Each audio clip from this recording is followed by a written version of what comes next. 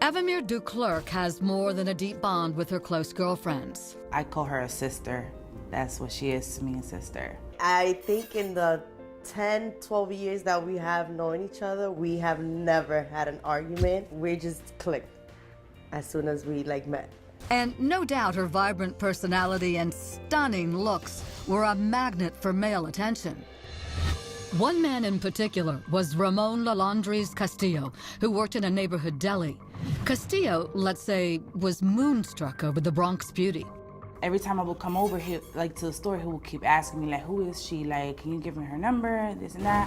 The ever-protective Joanna refused, but she had a plan. I was like, hey, I'm gonna tell her that you've been asking about her, and I'll see what she says. And that's how it was. I found him interesting, and I went out on a date. It seemed like a match. He was very nice. He was very attentive to what Evie wanted, to what her friends wanted as well. He made us feel very comfortable. But it wasn't a perfect union. Early in the relationship, we had a couple of arguments, little arguments, but it was relationships, problems that escalated with the time. Joanna remembers a night when she was out with Evimer and Ramon. When they returned home for the evening, Joanna says Ramon became enraged when he wasn't invited in. He grabbed her by her hair, pulled her back into the car. So when he did that, I was like, no, this is what we're not about to do. No, this is not right. I remember one day she came to my house and he literally left his car parked, double parked outside in the middle of the street for 30 minutes and went upstairs and tried to carry her out of my house. That's when I was like, whoa, this guy is really crazy. Dynasty and Joanna were beginning to see red flags waving everywhere, especially after Evimer told them about one particular night of rage. He tried to force me to have sex with him. I actually didn't want to have sex with him that night, and he was so mad at the fact that I was saying no that he pulled me from the bed. I was wearing thongs, and he actually cut me. Despite that, for Evimer, love, as they say, was blind. She really wanted to see the good in him, so she was like, we were drinking. I don't think this is gonna happen again. If Evimer wasn't yet able to see the temperamental Ramon's need for control and domination, she was about to get a rude and violent awakening. The relationship took a turn when we took a trip to Florida. It was Evimer's birthday, and she wanted to celebrate in Miami Beach, but not with anyone from the opposite sex. It was a girls' trip, it was my birthday. My friends didn't want any males around. It wasn't, it was just for us to be comfortable. Ramon would have none of that. He insisted on crashing the party. So off they went to Florida, the girls and the unwelcome Ramon. That first night when we went out was the first big problem where I just realized who he was. We went out, we was clubbing, everything was fine. And all of a sudden he says, let's go upstairs in front of everybody. And I'm like, oh, let's wait. It's, we're having a good time. Nobody's leaving yet. Let's just stay a little more. No, I said, let's go. Those were his reply, let's go. I said, let's go, and that's it. My response to him was, well, if you want to go ahead, I'll meet you upstairs, but I'm not leaving now. Ramon went to the room, angry. And when Evimer returned later, she would pay a brutal price. We heard the screaming from her, and I went to go and check what was going on, and he was beating her. The room was flipped over, and he was in the balcony, with his hand on her hair and pulling her and trying to choke her. He punched me, he threw me down, hit me. When I got to reach the door to pull it, he grabbed me by the purse to pull me back. He stood in the room and he was just saying he was gonna kill himself, to not call the cops, that he was gonna throw himself off the balcony. Hotel management had called 911, and within minutes, Ramon was enraged, in cuffs, and arrested. It was a moment of reckoning for Evimer and her friends. We were like, leave him there. That's it, this is your moment to break up with him. Evimer was still reluctant to cut ties, a common characteristic for victims of abuse, self-blame. She was like on denial at that point. I think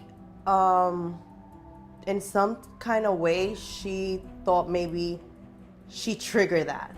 She was mad, but not that mad at him. But thankfully, Evimer eventually saw the light and knew what she had to do. He had made bail in Florida after the hotel room assault on Evimer and returned to the Bronx, still a ticking time bomb. Evimer treaded carefully. My excuse to him was, we need our space in order for this to work. In typical abuser fashion, Ramon apologized repeatedly and became obsessed with winning her back. And he would just buy her things, literally, like he would just buy things. Like anything you could think of, he would just get her. And I remember her telling me, like, I don't know how to get rid of him. Like, I try and he still comes. It took 2 agonizing months for Ramon to finally get the message. He called me, I'm still at work, and he's like, well, I'm gonna take all my stuff from the apartment, I'm gonna leave you the keys. Evimer was now free from the grip of domestic violence, or so she thought. He went, destroyed the whole apartment. It was November because I already had put up the Christmas tree. There was ornaments all over, Christmas tree, a piece over there. All my clothes was out the wardrobes, like everything was just broken glass, broken mirrors. He glued her door to the apartment. Called the cops, made a report. He actually ended up paying for everything that he broke. And that was the end of that. He actually left my house for good. In fact, Ramon seemed to simply fly off the radar. There's no sign of this guy. Like, I haven't seen him. I've heard, from friends that we have in common, he started to work. He was getting his cab driving license. So I'm like, hey, maybe, he needed to get his life together. Hardly. Ramon was just taking a break from his reign of terror. And so it begins again.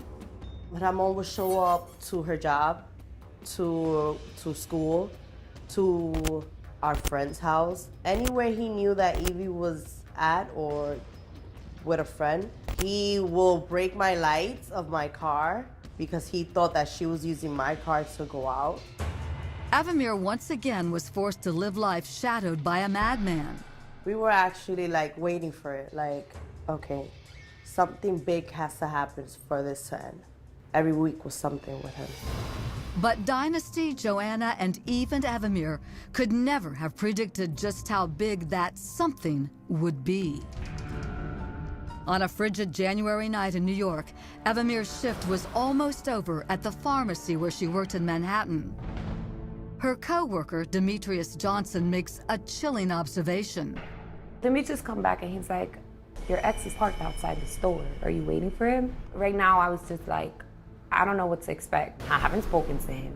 I guess I was scared, but I didn't want to show him that I was scared. So I'm like, you know what, Demetrius, just give me a second so we can both walk to the train together. He was actually taking the same train as me. We walk outside, he's nowhere to be seen. There's no cars, it's below zero. And we have a good 6 blocks to walk. Evimer tries to stay calm, but keeps looking over her shoulder. And suddenly, what she sees is no illusion. It's a maniac on a mission. I looked back and he was rushing, speed walking towards me. And his hat was down. He had a big coat, but his hand was inside his pocket. So I looked back and I'm like, Demetrius, that's him. That's just, I started speed walking, I ran. Demetrius grabs him, to stop him. And he was not trying to hit Demetrius back or his goal was me. I threw myself on the floor and I grabbed myself like this. He's grabbing me by my hair, trying to pull me up, but it's not possible. Demetrius is actually forcing him and hitting him, let her go, let her go. All I feel is my head going to side to side. Evimer doesn't even realize what's happened to her. All I know is I feel this really cold, and when I actually touched it, was a lot of blood behind my head. In an act of obsession and vengeance, Ramon Castillo pulled out a handgun and fired at Evimer, hitting her once in the arm and once in the head, the second bullet grazing her finger and lodging inches above her right ear, but she's still conscious. Ramon Castillo was determined to complete the job, but fate would take a life-saving turn when he tried to fire again. The gun jammed. Ramon turned and ran. I feel like if the gun would have never jammed on the third strike, that would have been the bullet that killed me. It was at a close distance. Evimer's story of survival has been nothing short of miraculous. She remained conscious all the way to the hospital. And doctors told Evimer that the bullet lodged in her head was just 1 centimeter away from killing her. Evimer believes she owes her life to her friend Demetrius, who valiantly tried to fight off Ramon. He didn't get that perfect shot because Demetrius kept moving him and forcing him and trying to, punch him to get him away from me. So he never had that good angle to get what he wanted. Ramon didn't get far. He was in police custody in a matter of minutes. Cops found a suicide note in his car. I feel like he realized he messed up. I wasn't gonna give him another chance. Shooting me, maybe it was his idea of, she won't be mine, she won't be nobody else's. And even after Ramon was arrested and charged, Evimer received another love letter wrought with sorrow and begging forgiveness. Everything I did was because I love you. Ramon Castillo was convicted of attempted murder and sentenced to 15 years, but that's little comfort to anyone. I feel like he's gonna try to find me. He's gonna try to find her, one of us. Like, I feel like he's gonna come back for one of us. So it is scary. Like Evimer, millions of women get caught in the tangled web of abuse. Those who say, just walk away, don't understand the dynamics of domestic violence. But through her story, Evimer and her friends hope to give strength and encouragement to others locked in the same living hell. Don't think you could fight it off. Don't think you could win it off. Speak to someone. Don't be ashamed. Get the help that you need and try to get out of it alive. You can't demand how you want to be treated. For Evimer, there are battle scars. I wake up panicking, thinking something's gonna happen. Like, it's just, you can ask anybody. Like, it's just, I wake up thinking the whole world's about to end.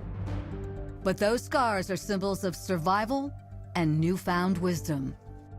I got the help that I needed. I went to therapy, I did what I had to do, went back to school, I got my bachelor's degree. I didn't let that stop my life. Like, I had to continue. I had to make sure that, this was not gonna set my life up. Like, this wasn't gonna be it.